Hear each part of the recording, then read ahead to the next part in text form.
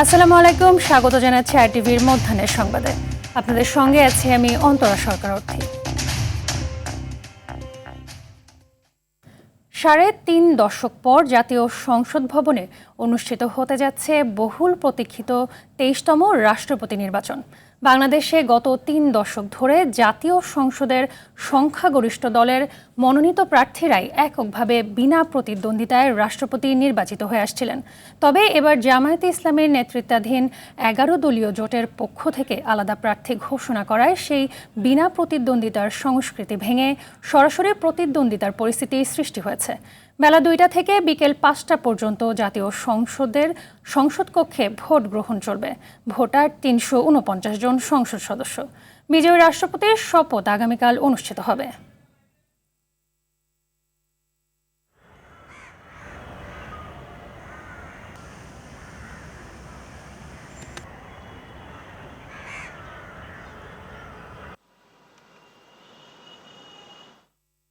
দর্শক, রাষ্ট্রপতি নির্বাচনের সর্বশেষ খবর জানতে জাতীয় সংসদ ভবন থেকে আমাদের সঙ্গে সরাসরি যোগ দিচ্ছেন সহকর্মী শাকিলা করিম।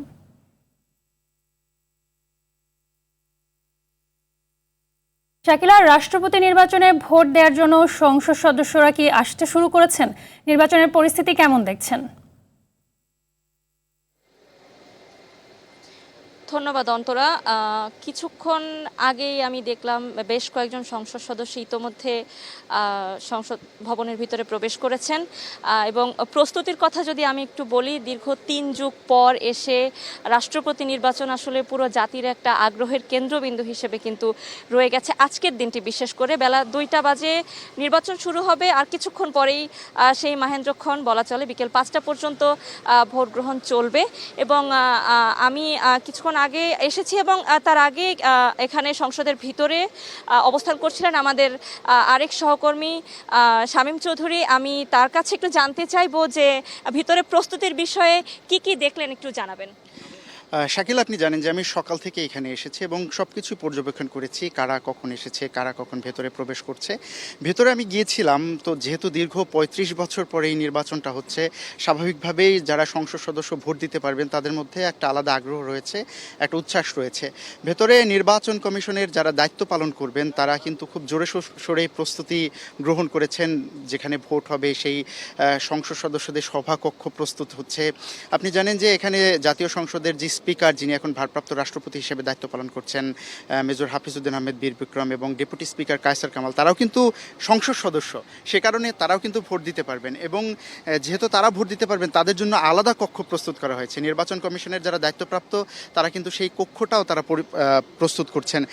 বলা যায় যে এক প্রকার নির্বাচন কমিশনের যারা আছে তারা জোরে সোরে প্রস্তুতি চালাচ্ছে এবং এই নির্বাচন কমিশন যেহেতু প্রথমবারের মতো এবার এই রাষ্ট্রপতি নির্বাচনের দায়িত্ব পালন করছেন, সেহেতু এই তাদের দায়িত্ব গ্রহণের যে জায়গাটা সেটা তারা যাতে সুষ্ঠুভাবে পালন করতে পারে সেই কারণে, সেই লক্ষ্যে কিন্তু তারা পূর্ণদমে কার্যক্রম চালিয়ে যাচ্ছেন। আমি সকাল থেকেই দেখেছি যে অনেক সংসদ সদস্য, সরকার দলীয় সংসদ সদস্য এবং বিরোধী দলীয় সংসদ সদস্য তারা আসতে শুরু করেছেন। এর মধ্যে কিন্তু সংসদ সদস্য জামাতের সহকারী সেক্রেটারি জেনারেল রফিকুল ইসলাম খান উনি কথা বলেছেন। উনি একটা বিষয় উপস্থাপন করেছেন গণমাধ্যম কর্মীদের কাছে। উনি বলেছেন যে ৭০ যে অনুচ্ছেদ, সেটা অবশ্যই আপনার জানা আছে যে এই ৭০ অনুচ্ছেদের কারণে কিন্তু সংসদ সদস্যরা তাদের দলীয় প্রার্থীকেই কিন্তু ভোট দিতে হবে। তো জামাত যেটা বলেছে, এর কারণে তাদের যে ভোটার রয়েছে, ভোটারদের যে একটা মত প্রকাশের স্বাধীনতা সেটা বাধাগ্রস্ত হবে, এরকম একটা অভিযোগ তারা করেছেন।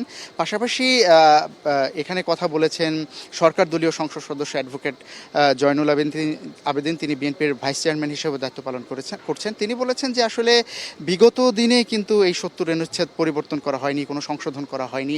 সেক্ষেত্রে কিন্তু এই ৭০ অনুচ্ছেদের ধারাবাহিকতাটাই নির্বাচন হচ্ছে এবং সংবিধানের ধারাবাহিকতা রক্ষা করেই কিন্তু নির্বাচন হচ্ছে। তো এক প্রকার আসলে বলা চলে যে বিএনপির মহাসচিব মির্জা ফখরুল ইসলাম আলমগীর অনেকটাই এগিয়ে রয়েছেন। ২টা থেকে ভোট গ্রহণ শুরু হবে, ৫টা পর্যন্ত চলবে। এরপর আনুষ্ঠানিক যখন ফলাফল ঘোষণা করা হবে তখন আসলে মূলত আমরা জানতে পারবো কে হচ্ছেন বাংলাদেশের ২৩তম রাষ্ট্রপতি, কে হচ্ছেন রাষ্ট্রপ্রধান। তো গুজগাছ ব্যবস্থা সব কিছুই চলছে।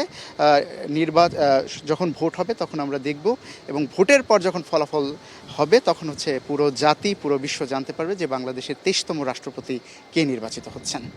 ধন্যবাদ শামীম। অন্তরা, আপনি যেমনটি শুনছিলেন, আমাদের সহকর্মী শামীম চৌধুরী জানাচ্ছিলেন এতক্ষণ, তিনি ভিতরে ছিলেন এবং ভিতরের পরিবেশ সম্পর্কে জানাচ্ছিলেন।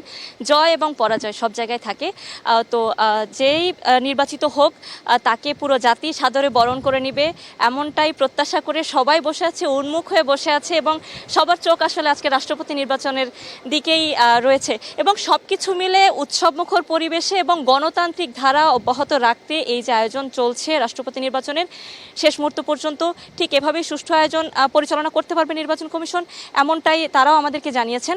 তো এই ছিল আমার কাছে সংসদ ভবন থেকে রাষ্ট্রপতি নির্বাচনের বিষয়ে সর্বশেষ। অন্তরা, ধন্যবাদ।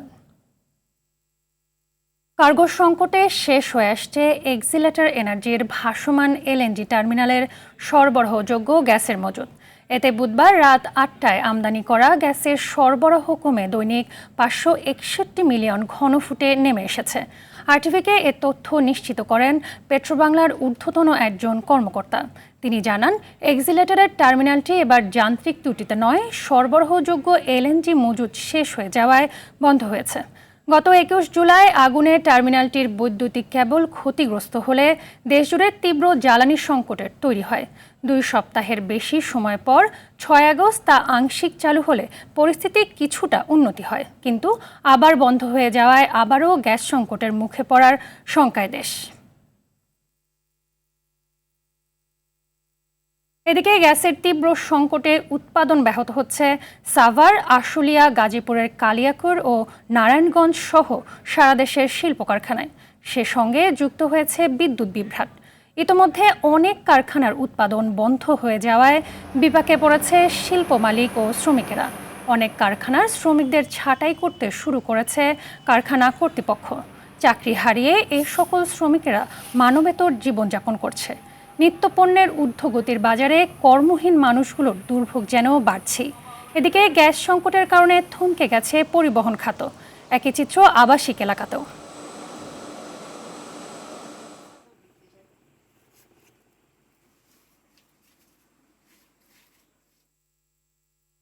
গ্যাস সংকটের আরও খবর জানাতে আশুলিয়া থেকে সরাসরি যুক্ত হচ্ছেন সহকর্মী ওমর ফারুক। ফারুক, গ্যাস সংকটে আশুলিয়ার শিল্প কারখানার কি অবস্থা জানাবেন?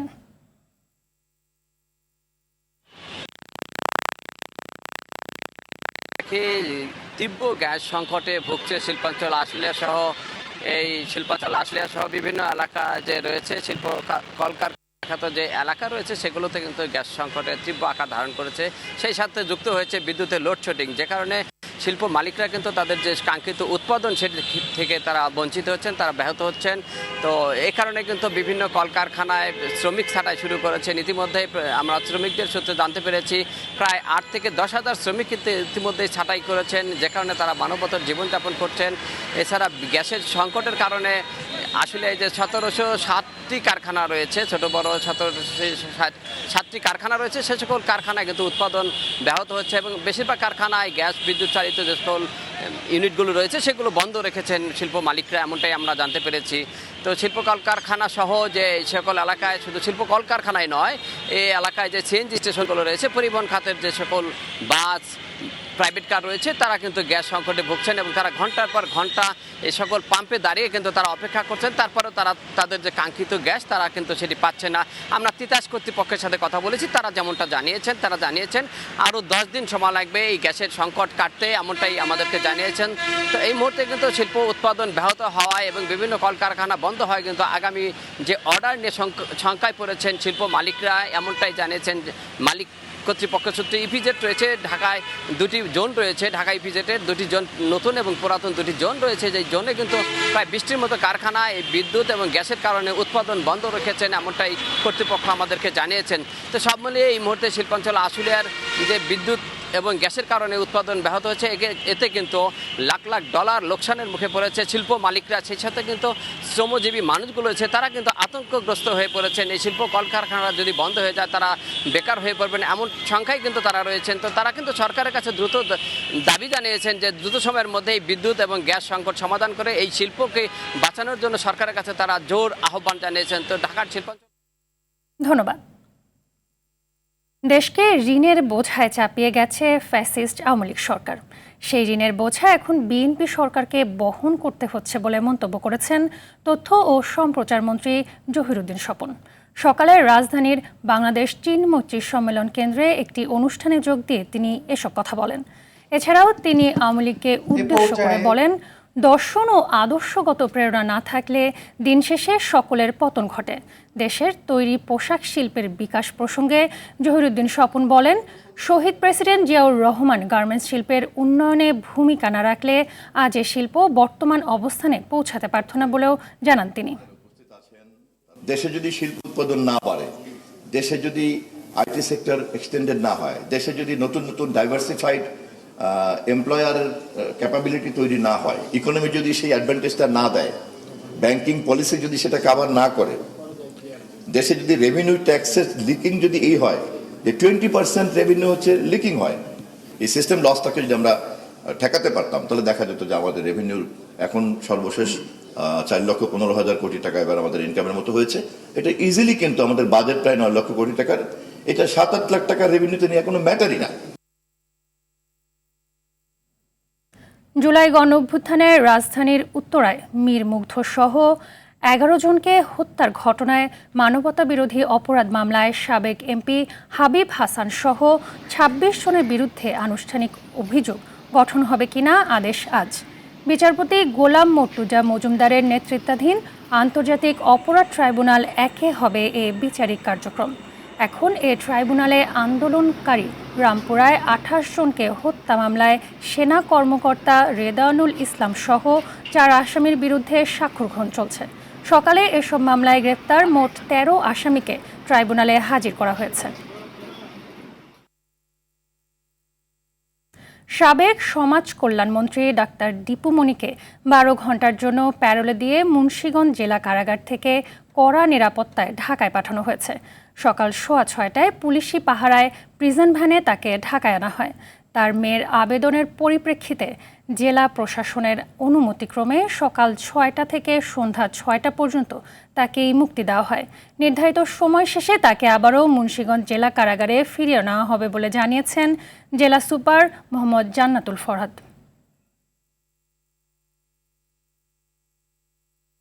কলকাতা ট্র্যাজেডিতে মারা যাওয়া 9 জনের পরিচয় শনাক্ত করা হয়েছে। এর মধ্যে 7 জন বাংলাদেশি এবং 2 জন রয়েছেন ভারতীয় নাগরিক। নতুন করে সাতক্ষীরার রেবতী সরকার ও SM আলিমুজ্জামান নামে আরও 2 বাংলাদেশির পরিচয় শনাক্ত করা হয়েছে। এর আগে কুষ্টিয়ার একই পরিবারের 4 জন এবং ঢাকার 1 জনের পরিচয় মিলেছিল। এদিকে ফায়ার এক্সিট না থাকা ও বৈধ কাগজপত্র ছাড়া হোটেল পরিচালনার অভিযোগে ভবনের মালিককে আটক করেছে কলকাতা পুলিশ। ঘটনা তদন্তে বিশেষ কমিটি গঠন করেছে স্থানীয় প্রশাসন। বর্তমানে হোটেলটির কার্যক্রম বন্ধ রয়েছে এবং নিহতদের মরদেহ দ্রুত দেশে ফিরিয়ে আনতে কূটনৈতিক তৎপরতা অব্যাহত রেখেছে বাংলাদেশ মিশন।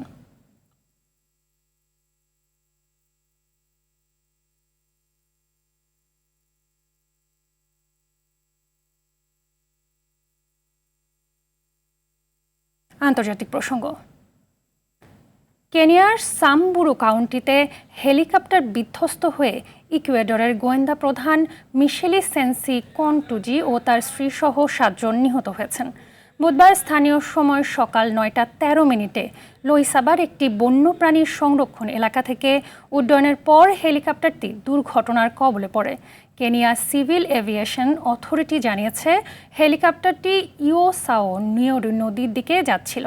নিহত অন্য 5 জন মার্কিন নাগরিক বলে জানিয়েছে যুক্তরাষ্ট্রের পররাষ্ট্র দপ্তর। তাদের মধ্যে NBC ইউনিভার্সালের সাংবাদিক হোসে আলবার্তো সুয়ারেজ এবং মিয়ামির রেস্তোরাঁ ব্যবসায়ী রজার দুয়ার্তে রয়েছেন। ঘটনায় হেলিকপ্টারটি সম্পূর্ণ বিধ্বস্ত হয়। কেনিয়া কর্তৃপক্ষ দুর্ঘটনার কারণ খতিয়ে দেখছে।